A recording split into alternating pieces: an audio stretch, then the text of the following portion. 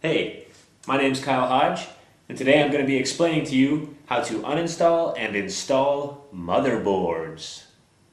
The number one thing you're going to need is a Phillips head screwdriver, much like the one I'm holding here.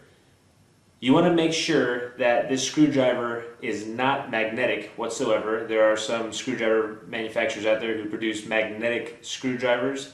That might help in certain situations, but you don't want anything magnetic inside of your machine. So stick to the regular screwdrivers for now. Another thing that you'll want to have handy are some anti-static bags. You'll need these to place any RAM or AGP or PCI Express or PCI cards into when you remove them from the old motherboard while you're waiting to install the new motherboard. It's always good to have these close by to reduce the risk of damaging any of your equipment during the transition phase.